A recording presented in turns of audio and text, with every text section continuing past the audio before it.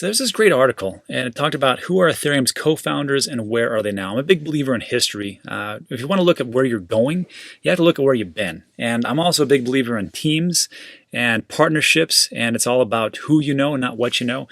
And this was it was a really good read. It was from the author, Camilla Russo, who also wrote the book, The Infinite Machine. I just purchased that on Amazon, so waiting 48 hours for that to deliver right to my doorstep. Gotta love Amazon, right? So what she talked about here was just the 8 gentlemen who had been founders or co-founders of Ethereum and how it all related to them and how they got into it. And I started to remember this. There was an image I'd seen a long time ago which talked about the PayPal mafia. And the PayPal mafia is all the people that had created PayPal back in the day and who had branched out and what they had actually all become.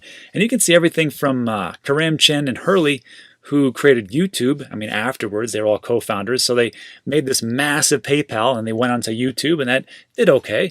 Then you've got, Stoppelman for Yelp. You got Reid Hoffman for LinkedIn. This guy, Elon Musk, I've heard of him somewhere. He does something with some cars and some SpaceX stuff. You got Raboy, who made Square, or the CEO of Square. David Sachs, Shah, Levchin, Genie, Kiva, and Slide. First of all, I had no idea what those were. So I'd actually take a look at what they are. So Genie, it's a commercial genealogy and social networking website. It was acquired by MyHeritage in 2012, and it's got more than 140 million profiles. And I'm sure when they sold it, it was for billions, just a guess. And I took a look at Kiva. Kiva is it's a nonprofit organization, and this one was really cool. Nonprofit organization that allows people to lend money via the internet to low-income entrepreneurs and students in 77 countries. And we've done these types of things, me and my wife, for microloans in sub-Saharan Africa. Don't know if it was for Kiva or through another one, but it's a fantastic organization, so that's pretty cool. And then Slide was supposed to be another social network, which was acquired by Google, and they acquired Slide for a nice $200 million. So hey, good for that guy. And then we go on to Simmons for Yelp again, both Sequoia, Kiva, and then this little known gentleman right here, Peter Thiel, does a little bit of a thing, multi-billionaire, and has got it right on a lot of different things, and has also invested heavily into Layer 1, which is a Bitcoin mining operation in West Texas, among other things. So if you take a look at this team, pretty great team, and they actually had a monstrous success in the beginning, and then it led to monstrous success after their first one. So these are the types of things that I'm looking for as far as teams and what they do. And it started to click to me after I read this article, which was talking about all the different co-founders of Ethereum and what had happened later on. And I just made this quick graphical representation because it helps to keep everything clear. So you had 8 people. Vitalik, I think we all know that guy, working on Ethereum 2.0 right now. We'll see how that does. I think it's going to do well. Then you have Mihai Elise, and I will just tell you right now, I will butcher everybody's name, sorry. But he did Akasha, and Akasha I had to take a look at, which looks like a pretty cool thing. It's a nonprofit. They do blockchain, collective intelligence. So something about expansion of minds, local, regional, and global scales. Something about firing. It just looks like a pretty cool, different little project. So I'm like, okay. Now you have to remember, these guys in the PayPal mafia, I mean, they had done this a long time ago. And then they had actually gone into these other businesses and really built them up. I mean, YouTube's been around since, '05? So we're looking at 15 years. And then PayPal, I think, was in 98 or 99, somewhere around there. So they had time to actually go from one fantastic project to another fantastic project. And I think the same thing is happening here with these gentlemen right here for Ethereum. So you got that. Anthony DiLorio, he created the Jax wallet. Haven't used that one yet. Might actually check it out. Amir Chedrit, he's kind of like an advisor for a lot of different things, but he keeps a low profile. Charles Hoskinson, and bam, just like magic, it's fixed. Charles Hoskinson, I think we all know this guy, founder, CEO of Cardano and IOHK. See how that all works out. Big believer, but who knows? The guy did essentially call me an idiot. I would say ignorant, but what are you going to do? And then Dr. Gavin Wood, founder of Polkadot and Web3, and we're going to talk about that a little bit more. Jeffrey Wilkie, he moved on from Ethereum and is looking to start up a gaming company called Grid Games. And from what I've seen so far, this is from a Medium post, they look pretty awesome. So again, we'll see how that all works out by given time. And then this gentleman here, Joseph Lubin, which I had no idea this guy was he was a Princeton grad, and he was one of the deep pockets that got involved, and now he is the founder of Consensus. you know what Consensus is, it's for dApps. It's a market-leading blockchain technology company, but he also has his hands on a lot of different things as far as instrumental in recruiting partners such as JP Morgan, CME Group, Mellon, Credit Suisse, Banco Santander, UBS, and Microsoft. So that guy sounds like the linchpin almost. So if you take a look at that as a whole, this is a pretty good team. Now, of course, in this article that Camilla Russo wrote, there are varying degrees of who contributed more and who contributed less to Ethereum. I am not going to get into that part, but when we're looking at teams or as far as individuals who may have played a big factor, I'm taking a square look at Wood, because this Polkadot seems to be, or maybe could be, potentially enormous. First of all, I'd have Gavin tell you exactly what Polkadot is and how it all works by watching this 2-minute or 3-minute video. But this is a guy that I can just tell has an extreme amount of intelligence, because when you listen to it, I will link it in the description. You guys can check this out. But even that, his basic explanation went over my head. Some things are hard for me to understand, I suppose, so I try to break it down in the simplest terms possible. So first up, Gavin is the founder of the Web3 Foundation. Mission is to nurture cutting-edge applications for decentralized or dApp software protocol. They're trying to deliver Web 3.0, decentralized and fair internet, where users control their data. That'd be nice. Identity and destiny. Well, that's a good one. And Polkadot is our flagship project. So we're looking over here. So not only does he have a foundation here, but he's also working towards Polkadot. So to take a look at what it is, Polkadot and really Web3 will enable a completely decentralized web where users are in control. And I think this is what is going to happen later on as far as domains. That's why I'm always talking about unstoppable domains. If you need to pick up a domain that ends in .crypto or .zilliqa before all the big companies get to it, look in the description. There's a link right there and pick something up. Remember, back in the 90s, people were picking up like pets.com and gold.com and whatever else.com. Well, those are all gone. So just look for .crypto and .zil. Probably be better off. So when you buy your blockchain domain, great news for you. You're going to get 30% off just for using your crypto.com pay wallet. So if you're looking for a link, it'll be in the description. It'll look something like this. Just click on that and that's it. Anyhow, Polkadot is built to connect private and consortium chains, public and permissionless networks. I want to read that again. Public and permissionless networks, oracles, and future technologies that have yet to be created. Polkadot facilitates an internet where independent blockchains can exchange information and transaction in a trustless way via the Polkadot relay chain. So independent blockchains can exchange information. They can work together, interoperability, that sounds pretty good. But going deeper, we got to take a look at what that all means, because it's all gobbledygook until you really, break down and see what it's all about. So there is 1, 2, 3, 4, 5 sections, and they break it down: scale, specialize, working together, self-govern, and upgrade. So to start it all off, scale, blockchains in isolation can only process a limited amount. Polkadot is a multi-chain network, meaning it can process many transactions on several chains in parallel. So it's sharded, multi-chain network, and among all those shards, so what that means when we're able to process these different shards, these different networks, these different blockchains, that is the problem right now facing what they call legacy networks, where they process transactions one by one by one by one. And it makes sense, right? I mean, we know, let's just call a spade a spade. Let's just say Bitcoin. Yeah, that's exactly how things are done. And that's why they're trying to change different things, the Lightning Network and side chains and such. But I got to tell you, it's still slow. And when people really get into Bitcoin, if it happens like 2017, we're going to see enormous fees, an enormous slowdown, and people will be like, what, this is the future? Get out of here. I'll go back to Wells Fargo. Well, I won't be that crazy. Anyhow, specialties. When it comes to blockchain architecture, one size doesn't fit all. All blockchains make trade-offs to support different features.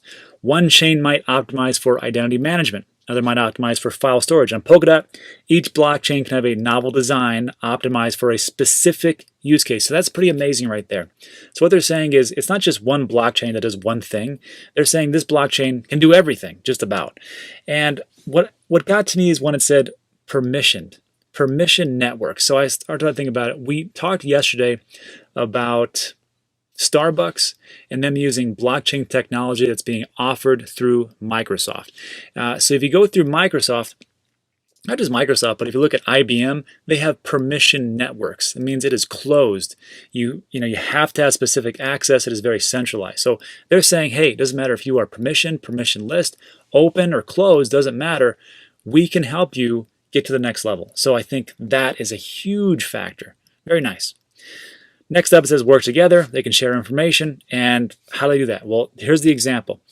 A chain providing financial services can communicate with another that provides access to real-world data, like an Oracle. So you can have something like DeFi, and then you have Chainlink, and you can make them work better together and share that information.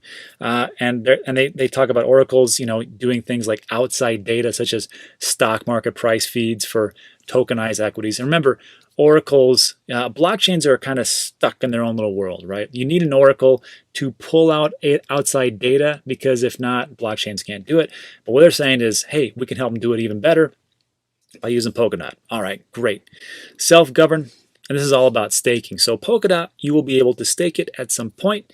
Teams can customize and optimize their blockchain's governance, their needs. And this was the coolest thing. Blockchain governance models can even be perfected and upgraded as needs and conditions change over time. So everything has to evolve as time moves on. So if you have some type of blockchain or some type of service or some type of organization or project that is saying, you know what, here's what we're going to do. We're going to build it from the ground up, and we're going to make sure that we can actually sustain this. And if we can't, we can upgrade it as time moves on, so things don't break as technology goes faster. And I got to tell you, that's the best thing that you can possibly do. Makes sense to me. And then, of course, talks about upgrades easily. Blockchains need upgrades to stay relevant. We used to do what's called a hard fork, which we still do now, which still sucks. That's why we got Bitcoin Cash. That's why we got Bitcoin SV and Bitcoin Tomato and whatever else. But Polkadot enables forkless upgrades, allowing blockchains to evolve and adapt easily as better technology becomes available. And believe me, that is coming. Then to finish up here, it says several teams are already building impactful solutions for Polkadot for a range of apps like finance, gaming, digital identity, IoT, supply chain management, interesting, social networking, and cloud technology. Web3 Foundation, the organization responsible for stewarding the development of Polkadot, supports many of these teams with grants. Brilliant. We're going to give you a bunch of money. We want you to build a lot of things, and then you can go out in the world, sell all these different things, and it can also make Polkadot the most used blockchain out there. I got to tell you, it's looking good. So look, I was going to go into some more detail down here, but I'm just going to link in the description. And I got to tell you, Polkadot looks like a pretty great project. The thing is, I'm always very skeptical. You have to understand, if you've been here for some time, anything around 2017, to me, you're an OG. 2016, 15, 11, doesn't matter. I mean, you saw that unbelievable parabolic bull run. And the problem with that during that time is that you had so many projects coming out that were like, you know what, this is the next big thing. And then another one, this is the next big thing. And this is the next big thing. Before you know it, you were bloated with 40 different tokens that you have purchased that pretty much went down to nothing as time went on. So I'm a little jaded. You have to understand that's just how I am. And I'm a little bit more cautious because I've made the mistake. So before, when people would tell me, gotta get a Polkadot, I'm like, it's just another shiny object. I will take a look at it when I have time. And I just had time, and now I gotta tell you, looks pretty good. However, you have to understand something. When I say don't FOMO into it, I mean, let's take a look at Polkadot, 635. Let's take a look at the price over time. I'm not saying don't buy it. FOMO is not don't buy it. FOMO is don't go in there and, somewhere around here, when it's 575, don't go in there and be like, you know what? Here's a $10,000. That's all my money. And then hopefully it goes up, and you know what happens? It goes down. And then it goes up a little bit, and it goes down. And it goes down. Here you are, what are you, 513? So you get this feeling in the pit of your stomach like, dang, I did the wrong thing. That's not great. So all I'm saying is just do this. Dollar cost average in, and you should be okay. Now, am I going to miss these huge, enormous gains? Yeah, I am. If I would have bought back here, let's just call it, and I would have bought it at 522 and I put $10,000 in, well, I'd have been up pretty good, 651. Not a bad week, right? However, what happens, and this has happened many a time in the past, is you buy it here, and then it goes all the way down to the floor. You're like, what the heck happened? Oh, well, the partnerships were a lie. Different problems with the team, and this thing happened. So you're like, well, geez. All I'm saying is just be careful. I've actually bought in right around here, 560, 540, somewhere around there is when I bought in. Did I miss these impressive gains at $2 or $3? Yeah, I did, and I'm okay with that. I am not here to make massive, huge amounts of money in a month and gamble everything away. That's not my plan. My plan is to take it slow and steady. Now, that is just my advice. If you can do whatever you want, that is just what I am doing. So lastly, let me say this. Where can you buy Polkadot? That is the big question. Well, you can get it on Kraken. The thing that sucks about Kraken is that you have to do wire transfers. There is no automated clearinghouse if you want to purchase with dollars. You can transfer over Ethereum. I think that's the only pair, Ethereum and US dollars. I think there's one other thing, but you can transfer it over and buy it that way if you want to do it like that. If you want to fund it through your bank account, you got to wait like 2 days if the wire goes through. So it's on Kraken. I believe it's on Binance. I'm not for sure. I don't have a Binance account. So when people say, why don't you mention Binance? Because I have a Binance account. I know I'm in the United States, but I live in Texas. It's not allowed in Texas. It is allowed in Florida now. So congratulations to all the Floridians. Also, if you're looking for another place, it's also offered on Voyager. That just happened 2 hours ago. So if you're looking for an alternative to any kind of exchange that you have, there's going to be a link in the description. It's going to look like this. And there's all the different exchanges and wallets I've ever used, everything from Gemini, Coinbase, Abra, Kraken, Cash App, eToro, Crypto.com. And I just give you a breakdown of all the fees and what the percentage rate that they're actually offering if you're storing your crypto on there.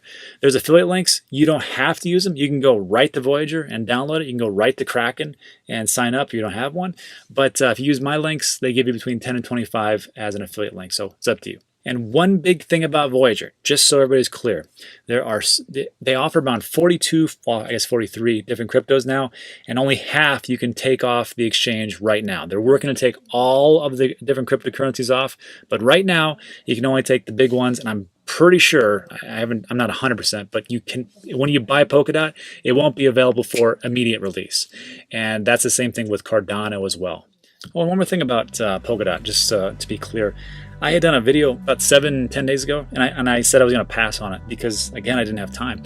But looking into it and really researching it, I can say yes. So I can come back here and say, you know what? I'm not 100% correct every single time, but I will tell you what I know and what I don't know, and I'll tell you when I have changed my position due to facts and research. And that's what I try to do every time. Am I going to be right all the time? No. But try to get it as best as possible.